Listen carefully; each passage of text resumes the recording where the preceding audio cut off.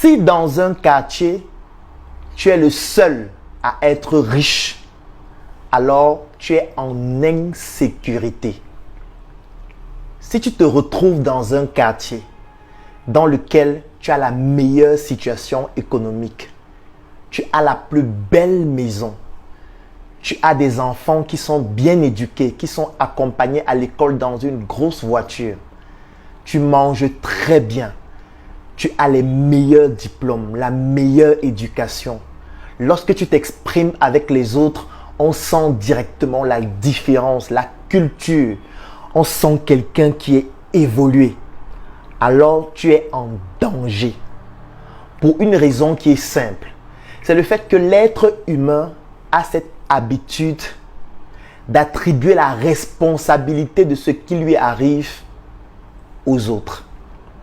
Lorsque quelqu'un a un problème, c'est difficile d'assumer que le problème que j'ai, c'est à cause de moi-même. C'est pour ça que je dis toujours qu'il y a 3 choses fondamentales dans nos sociétés. Et ce n'est pas seulement en Afrique. La religion, la boisson et le divertissement. Je vais commencer par la religion. La religion permet d'attribuer la responsabilité de ce qui nous arrive à quelqu'un d'autre. Quand j'ai un problème, c'est Dieu qui a voulu. Tout ce qu'il fait est bon. Lorsque j'ai une difficulté, le dimanche, je m'en vais à l'église, je mets les genoux au sol et puis le Seigneur va m'aider. Lorsque j'ai un problème, vendredi, je dépose le front au sol et Allah va m'aider. La boisson, parce que oui, ça permet de consommer de l'alcool et d'oublier, du moins pendant un moment, ce qui est réellement en train de m'arriver et la brutalité de la difficulté de la vie qui est en train de m'ensevelir.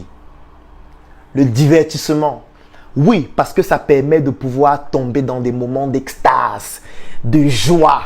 Et puis à un moment donné, tu oublies un peu ce qui t'arrive, même comme quelques minutes après, quelques heures après, quelques jours après, ça revient. C'est pour ça que je dis ces 3 éléments. Si on enlève la religion, le divertissement et l'alcool dans une société, les gens vont devenir beaucoup plus violents. Parce qu'en fait, les gens vont d'abord se concentrer sur eux-mêmes.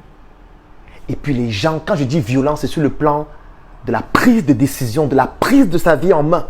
Mais en même temps, les gens risquent d'attribuer un peu plus la responsabilité de ce qui leur arrive à d'autres personnes qui sont dans la société. Ça peut être les dirigeants, ça peut être le gouvernement et tout le reste. Et du coup, les gens risquent aussi de devenir plus violents vis-à-vis des institutions, vis-à-vis de toutes les personnes qui ont la charge de la société. C'est pour ça que la plupart des sociétés se battent pour faire perdurer la religion, l'alcool et le divertissement parce que ça permet aux gens d'oublier un peu la difficulté de la vie pendant un moment, de confier ça à quelqu'un d'autre et de ne pas réaliser qu'en réalité, il y a 2 responsables de ce qui vous arrive. Le premier responsable, c'est toi-même et le deuxième responsable, c'est ceux qui sont à la charge des responsabilités pour lesquelles tu dois bénéficier de certains avantages. Je reviens à ce que j'ai dit au début. Si tu es dans un quartier et tu es le seul riche, alors tu es en insécurité. Tu es en danger si tu es le seul riche dans un quartier. Ce n'est pas pour rien que dans tous les pays, dans toutes les villes, il y a des quartiers des riches et des quartiers des pauvres. Il y a des quartiers des personnes nanties, il y a des quartiers des personnes défavorisées. Même lorsque tu veux installer ton entreprise dans un quartier, en fonction du quartier, il y a un type de client que tu n'auras pas. Parce qu'il y a certaines personnes qui ne vont pas dans certains quartiers parce que ces personnes savent que si je m'en vais dans ce quartier, je suis en insécurité. Parce que les gens vont voir ma belle voiture, les gens vont voir que je sens bon, les gens vont voir comment je suis bien vêtu, les gens vont voir que j'ai un téléphone qui coûte cher, un vêtement qui coûte cher et directement, ils vont estimer que je suis responsable de leur situation sociale misérable. Oui, parce que c'est ce qui nous arrive. Lorsque nous nous retrouvons dans une situation donnée, nous avons toujours cette facilité à vouloir attribuer ce qui nous arrive à quelqu'un d'autre. Sauf que le vice de cela, c'est le fait que parfois on attribue cela à des personnes qui ne sont en rien responsables de ce qui nous arrive. Lorsque nous sommes dans une société africaine, dans laquelle sur 100 personnes, il y a 99 personnes qui ont des difficultés au quotidien, qui lisent l'heure, comme on dit au Cameroun, qui ont des difficultés à se nourrir, des difficultés à se loger, qui subissent violemment l'inflation, les prix qui augmentent tout le temps, le niveau de vie qui ne fait qu'augmenter, alors que eux, leur capacité à pouvoir résister ne fait que diminuer. Lorsqu'on est dans une société dans laquelle il y a autant de personnes qui souffrent, le peu de personnes qui réussissent à s'en sortir sont un peu qualifiés comme les responsables de ce phénomène qui est en train de se produire, de cette situation qui est en train de décimer les autres.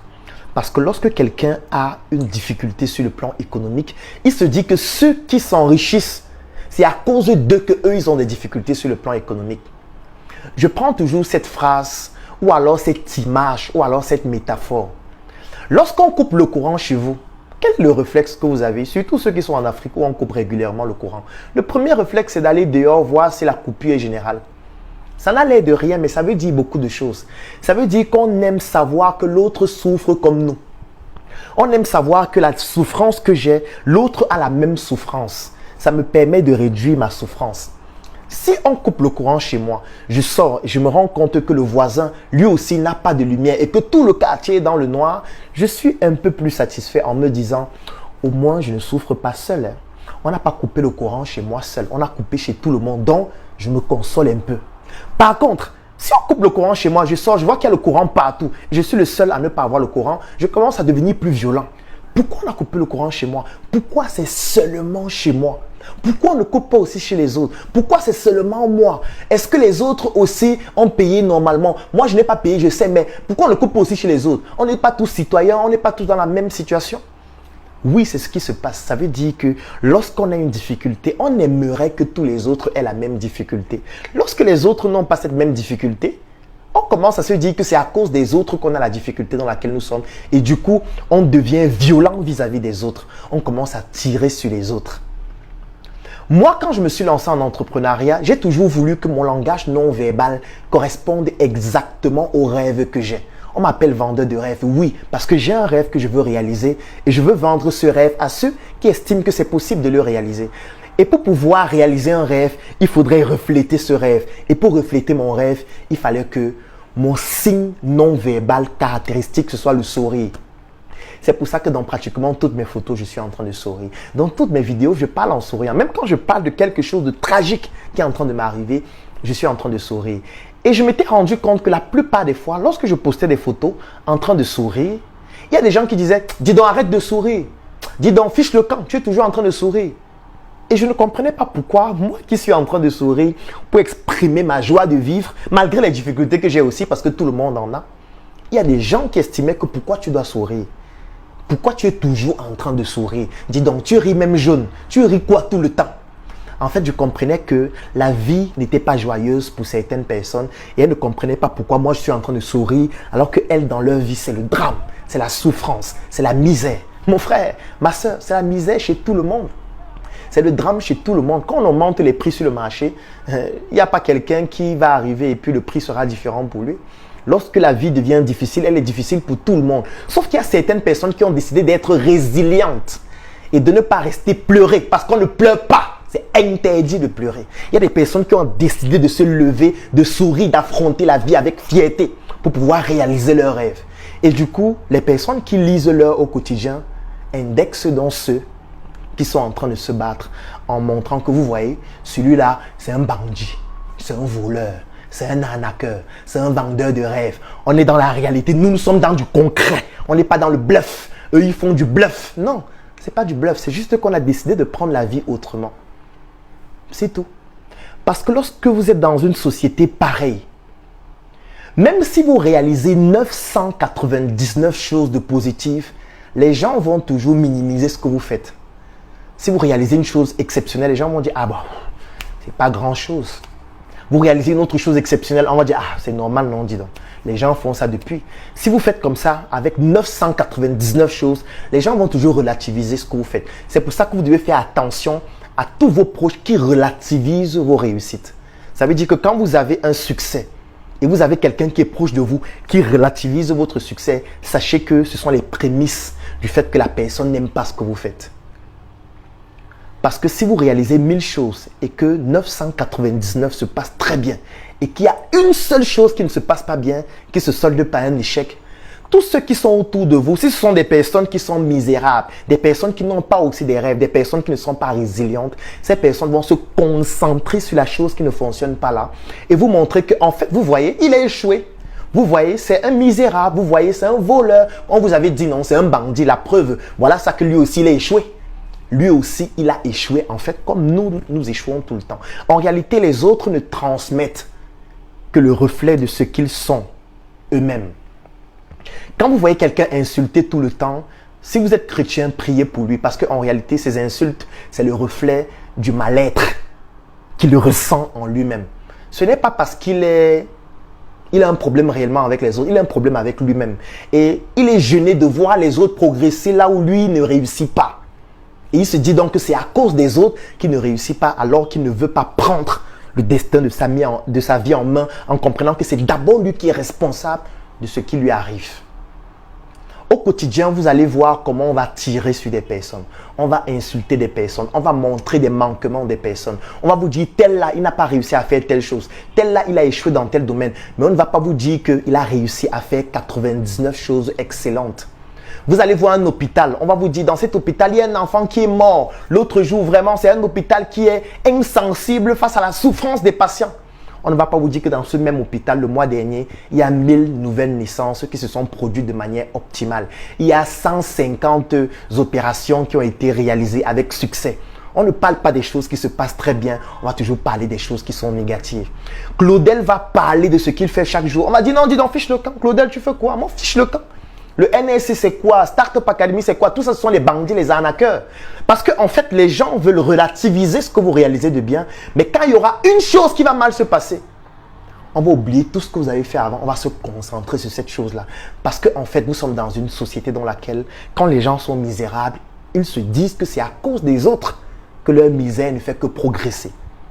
C'est pour ça que vous avez le devoir, soit de vous rapprocher des personnes qui font les choses comme vous, qui ont les rêves comme vous, qui ont des pensées folles comme vous, des idées folles comme vous, parce que pour réaliser des projets fous, il faut être quelqu'un de fou aussi. Vous devez vous rapprocher des personnes qui font les choses comme vous. Vous devez vous rapprocher des personnes qui pensent comme vous pour ne pas vous retrouver en danger autour des personnes qui vont à un moment donné estimer que vous êtes le responsable de leur échec. C'est pour ça que nous avons créé la Startup Academy. C'est pour ça que nous avons créé Unibrain, des communautés dans lesquelles nous nous mettons ensemble, entre nous personnes qui se ressemblent, qui ont des projets, afin que nous puissions nous comprendre et progresser ensemble. Si vous souhaitez rejoindre l'une de ces communautés pour ne pas vous retrouver en danger autour des personnes qui à un moment donné vont estimer que vous rêvez trop, vous avez des projets fous, vous êtes quelqu'un de dangereux, je vous recommande d'écrire en commentaire ou de cliquer sur le lien que vous allez trouver en commentaire pour rejoindre l'une de nos communautés. Parce que là, vous allez rencontrer des personnes qui font des choses folles comme vous et qui vont vous trouver tout à fait normal. Et ensemble, nous allons réaliser des projets fous. La mission est simple. Voici une arme capable de changer le mindset du continent africain. Détruire l'obésité de l'inconsistance intellectuelle dans laquelle se cache le coffret VIP. Il possède une arme contenant 200 heures de formation et 8 ans d'expérience entrepreneuriale. Recevez le pouvoir de devenir une meilleure version de vous-même. Armez-vous de cette clé pour une réussite entrepreneuriale.